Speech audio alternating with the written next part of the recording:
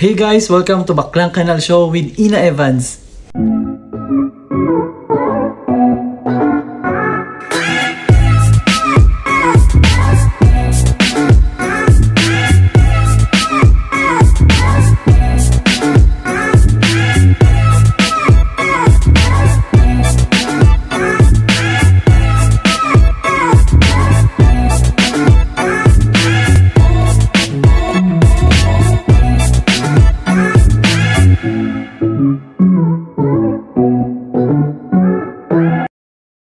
What's up mga kakosa? This is your barangay queen and your mother Kepler, Ina Evans, and this is another episode of the Baklang Kanal Show. So, I think sa moment na i-upload ko to is nakapag-upload na ako ng another video na kung saan yung mga pinapadala sa akin na food or whatever item, i-review ko. Gagawin ko na lang vlog episode kasi madali siyang mahanap. Kasi before, ang ginagawa ko tuwing nang bibigay sa akin ng food, nagla-live ako. Sobrang dami ng pinopost ko sa Facebook, nawawala.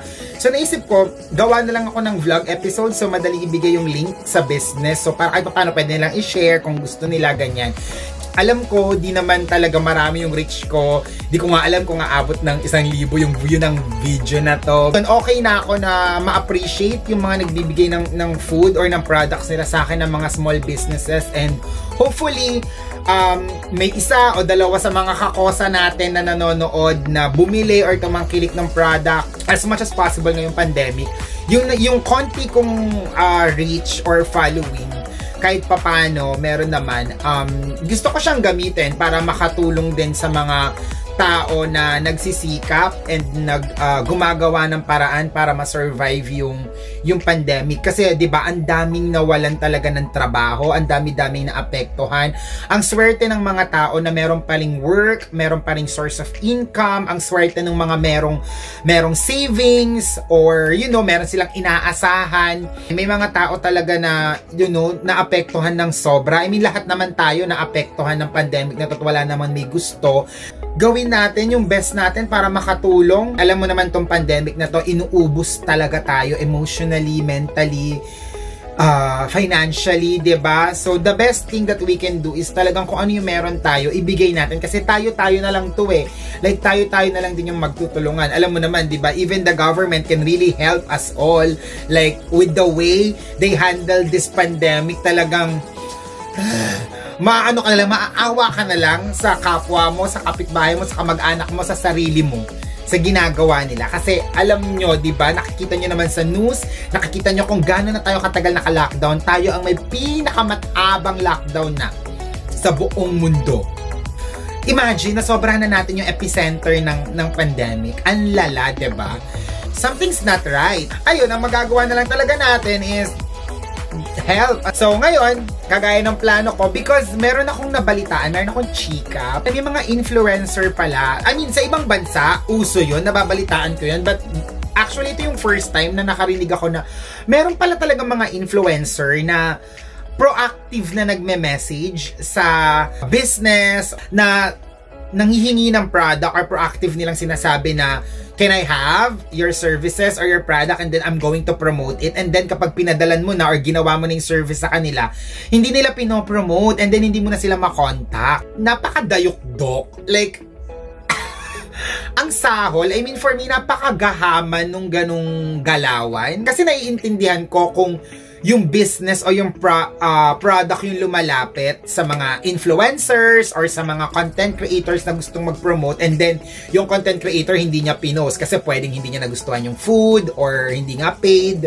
But I mean, it's the business na lumapit sa'yo, di ba? Nasa sa kanya na yon kung talagang gusto niya. Pero kung ikaw, yung lumapit sa negosyo, sasabihin na ipopromote mo sila, bigyan ka ng libreng items, and then pagkabigay sa'yo or pag nakain mo na hindi mo ipopromote, sobrang salaula, no? Like, sobrang mali sa napakaraming paraan. True?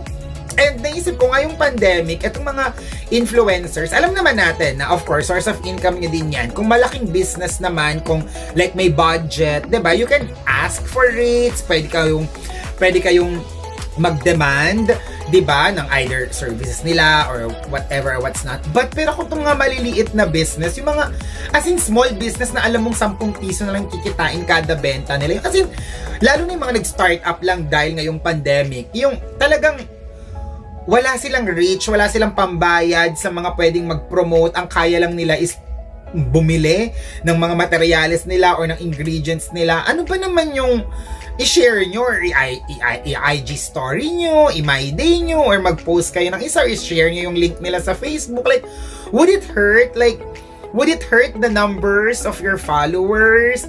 Would it hurt your social media status? Would it hurt yung kasikatan mo? Hindi naman.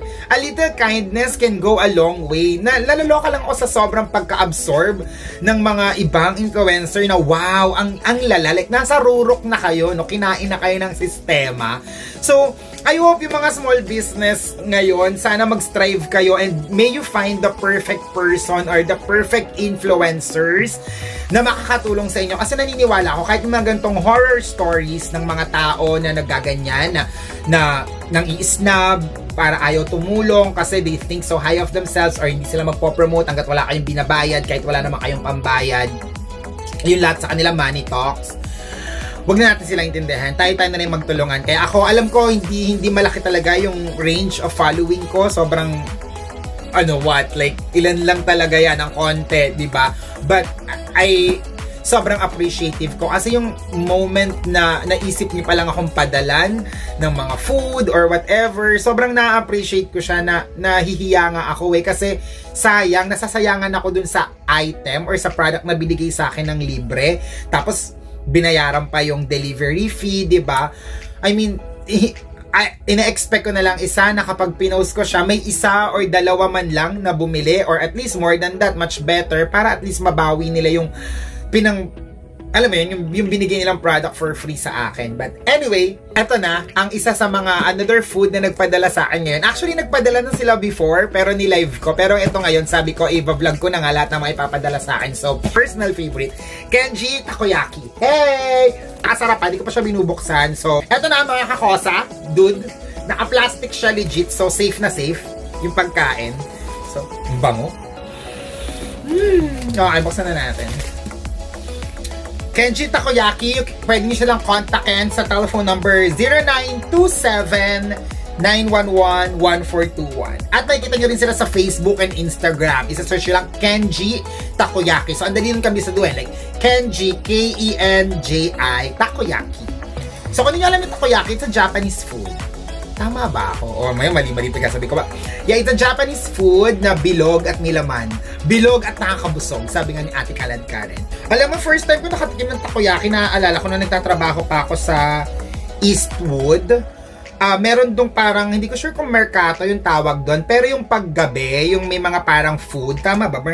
May ganun kasi sa BGC rin eh. Pero sa Eastwood ko yung unang na-encounter, yung ganun ngayon, parang night food stalls. So, takoyaki pala yung tawag. So, eto na siya, oh my God. Ang bango, ang bango. Ayun, so, eto siya.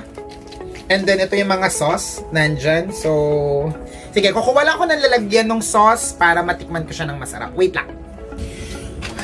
Okay, nakakuha na po tayo ng lalagyan ng sauce. So, patawarin nyo ako sa lahat ng mga friends ko at sa lahat ng mga sinabi ko na hindi ako magva-vlog and sa mga nagpilit sa akin na mag-vlog ng ilang taon na yung nakakalipas na sabi ko di kaya gagawin. Pero iba talaga ang nagagawa ng pandemic. As in, kasi diba ang dami mo ng oras. But anyway, lagyan na natin tong sauce na to.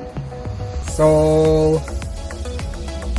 ganun ba kayo? Ako pag may mga, kunwari, ketchup or whatever na nasa plastic, kapag paubos na pagkalagay, yung natitira, sinisip-sip ko, I don't know, ugali ko ever since nung bata ako, di ko mabago hanggang ngayon. So, ito na yung sauce.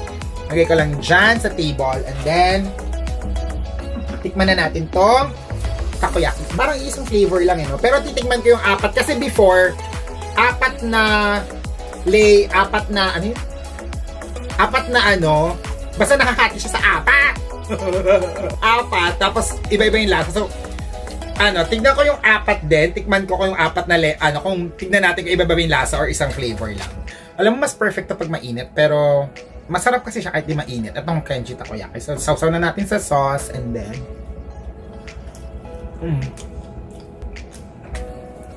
Ang sarap. This is so good. Parang may egg to. Parang may egg. Ang sarap. Tikman ko yung kabilang next layer.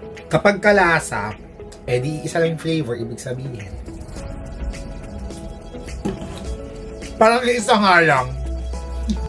Tikman ko tong third layer. Parang niloloko ko yung sarili ko kasi isa lang yata yung lasa lahat. Mukhang isa yung design Ay, this one may nalalasan akong shrimp. Ang sarap. I think magkaiba yung dalawang flavor lang yata. Tignan natin pang-apat na side. Hindi ko alam. Parang pagkakalasa sila. Wait lang.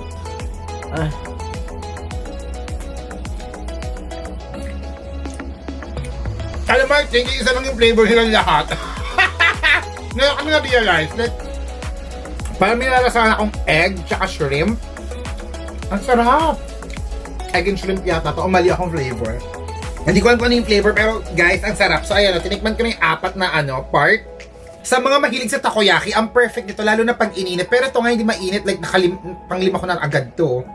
Alam nyo ba, si Tita Chrissy, nung pinost niya to, si Tita Chrissy Achino, if you know her, of course you know Aling Selly, which is a very, very good friend of mine, and I love so much. Wait, kain lang ako.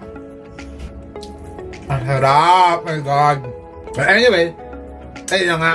Sabi ko kay Chino, nung nag-post siya, na pinadalan din siya nung, Tenji Takoyaki. Sabi ko, Chino, di masarap yan. Sabi ko gano'n, minessage ko siya, di yan masarap.